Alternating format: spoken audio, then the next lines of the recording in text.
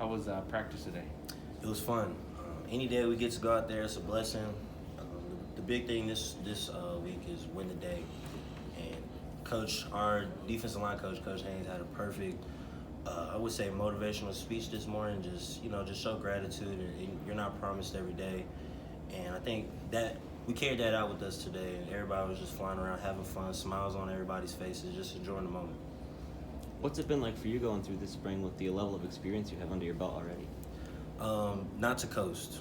There's always there's always something that you can get better at, and every day Coach Lev's big on just finding one thing that you can work on, and you can't get bored with doing your job. And the safeties, we're getting everybody lined up on our defense, and we don't take it lightly. And Thursdays is no glove Thursday, so it's just another thing to look forward to. Trying to catch picks with no gloves on Thursdays, just to so that we could do it. For you individually, what are those things that you're kind of working on every day, or ways you're trying to raise your game? It just depends on the day. What I do is after every practice, I'll have a day 1, day 2, day 3, whatever it is, corrections, and I have all my corrections bulleted, and I'll look over it before the night before practice that next day, and I'll just go and try and fix everything that I had messed up with the day before. Have you always done that? No, I have not. This year is the first year that I'm doing that. What led you to kind of want to start taking that habit? This spring, it was just really big on growth, and I just wanted to grow as a man, as a player, just in every aspect of my life. And I really wanted to do it on the football field and just give it my all. It's my last ride. Just give everything I got so I don't have any regrets later on. How's the safeties room looking this spring? It's looking great. We lost a great safety, and Clifford Chapman and Ryan Shaughnessy, and it's like we didn't lose a beat. We have a new guy, Elliott from UIW. The guy, he plays like a vet. He's mature. He learns quick. So I feel like we haven't lost a step at all, and we should be better than we were last year in that room. You worked in this spring in both safety spots, or primarily free, or what's going on this spring with that? So I've been playing mostly the boundary safety still, where I played last year. Coach Lev knows that I know both of them, but for right now, I've just been repping the boundary. How do you look back on the way you handled the challenge of stepping into that starting role last season when Rashad went down? Just goes back to your preparation, and from the spring, from the summer workouts, all that matters. And last year, you have to prepare like you're a starter. This year, I'm preparing like, I want to be an all-conference player. And I feel like you should always set goals for yourself. And last year, I had goals for myself, regardless being a starter or backup. And the biggest goal being just help the team in any way that I can. And hopefully, I did that. It was around the time you were stepping into that role last year that we talked to you, and you said you were interested in coming back for this year as long as the coaches would have you. Did you ever waver on that, or what was that process like for you of making that decision?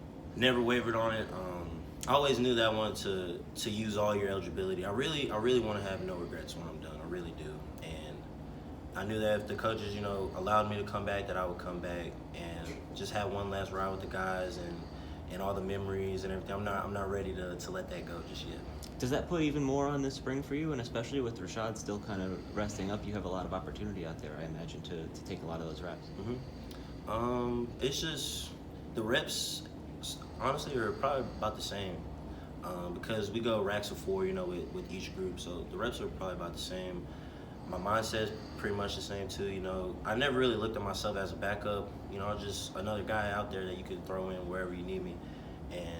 And yeah, that's the same way I'm looking at this year. You have a lot of talented guys in that room. What is that kind of competition like, or how do you see that shaping up? It's such a competitive atmosphere, but we all love each other so much that, me and so-and-so could be competing for this job, but at the end of the day, like, if he messes up on something, I'm going to let him know. If I mess up on something, he's going to let me know. And we just have each other's backs in there, and we really want the best for anybody in that room. What does it sort of say about you and your mentality that this deep into your career, you're still kind of willing to engage in those competitions and sort of fight for that spot? It's the culture, and I feel like that's how everybody should be here. And I think everybody is like that. And, I was here before where it was more, me type atmosphere. And now, nobody really has that mentality. And it just trickles down from Coach Traylor down to, walk-ons and video. Everybody has the mindset. So when everybody's on the same page and they want what's best for the team, that's what happens. It's probably really rare that any safety room anywhere has 4 guys who've played as many snaps as you and Rashad and Ken and Elliott.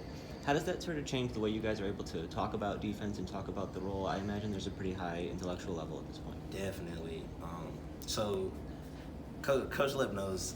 In our room, we love going super deep, in-depth talks about just the whole defense. And when we first got here, you just want to learn what you have to do. Now we know what we have to do, what the guys in front of us do, what the D-line does, why everybody does it. We're big on why. And it's just really cool to learn all that.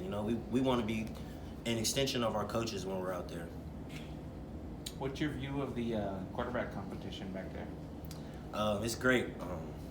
Eddie's, me and Eddie come from the same area. Yeah. So no bias there, but it's just fun to see it. I feel like it's a nice, healthy competition. Those guys, they don't have any entitlement, anything. They're just hungry and they want to be on the field. And you can see it with how they approach it in meetings and on the field. And I love to see it. I really do. You also got a few speedy receivers out there. I know that's y'all's main competition there, but they seem like, there's a couple of guys that are some playmakers on that side of the ball. Yeah, definitely some playmakers. And whether it's from JUCO, high school, with David, Willie, honestly, that receivers room is probably one of the deepest in the country. And what's crazy is not a lot of people would even know that, but we know because we see it every day. But yes, definitely an exciting room, and they're going to be very explosive this year. You mentioned David that he's a freshman. He should be in high school right now. Is it surprising to see him come out here and make plays like that? It definitely was surprising. Just because the first time I saw him, I was like, who is this kid? Yeah. And I remember the first time we were running, they're called flying 10-yard sprints. Yeah. And he had the fastest 10-yard sprint out of all the skill players. And that's when I first was like, okay. But he's actually a really, really good football player. Runs really good routes, really fast, and he's good with the ball in his hands. I appreciate it. Thank you Thanks so a much. lot. Yes, sir.